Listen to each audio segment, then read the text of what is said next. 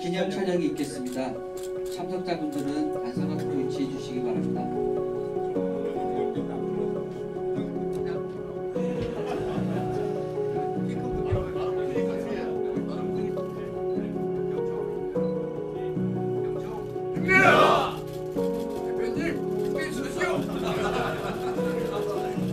이어서 대표님과 조경시장님은 조금만 앞으로 나와주시기 바랍니다.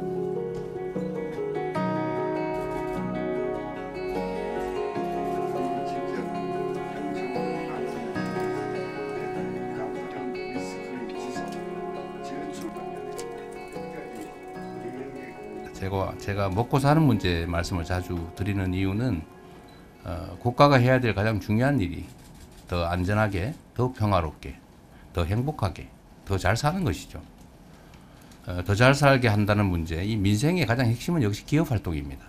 기업 활동을 통해서 일자리가 만들어지고 또 국가의 부도 창출됩니다.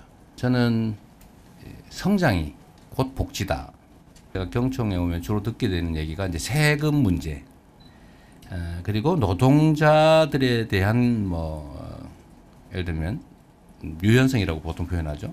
노동 유연성 확보, 이런 말씀을 많이 하세요. 전 당연한 요구라고 생각합니다.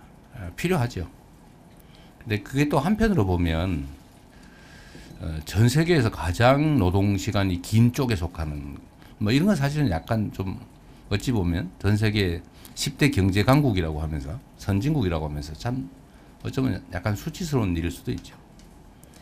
또 하나 예를 들면 엄청난 비율의 산재 사망률, 산재 사고율, 이것도 국가적 수치일 수도 있습니다. 이런 문제도 또 해결해야 되거든요. 이거 예를 들면 기업 입장에서는 비중이 크진 않겠지요. 그러나 이제 정치를 하는 입장, 국민 전체 입장에서 보면 이 문제도 어차피 또 해결을 해야 될 한 과제입니다. 노동 시간에 관한 문제들도 사실은 노동 시간을 많이 확보하고 거기에 대해서 임금은 최소한으로 지급하는 게 기업 이익에는 도움이 될 수도 있죠. 단기적으로는. 그러나 길게 보면 저는 그런 생각이 좀 들었습니다.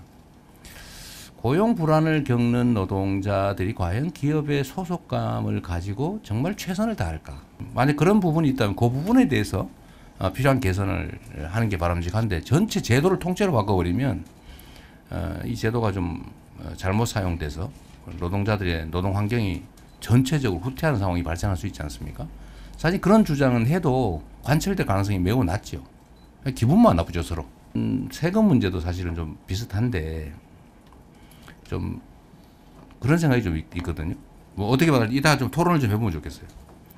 세금을 많이 깎아주면 그게 정말로 전체 개별 기업들의 이익을 늘리는데 궁극적으로 더 도움이 될까?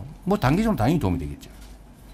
그러나 시장이 약화되면 생태계가 훼손이 되거나 취약해지면 궁극적으로는 손실이 될 수도 있겠다. 모두가 공정한 공평한 부담을 한다면 경쟁하는 입장에서 오히려 그게 더 나을 수도 있다. 일정 정도까지는. 그런데 너무 과도하면 또 안 되겠죠. 이 적정선을 찾아내는 것이 좀 중요한 과제라는 생각이 들고 그러기 위해서는 사실은 많은 토론들이 필요하겠다는 생각을 합니다. 그리고 정말로 필요한 것은 기업 활동을 위한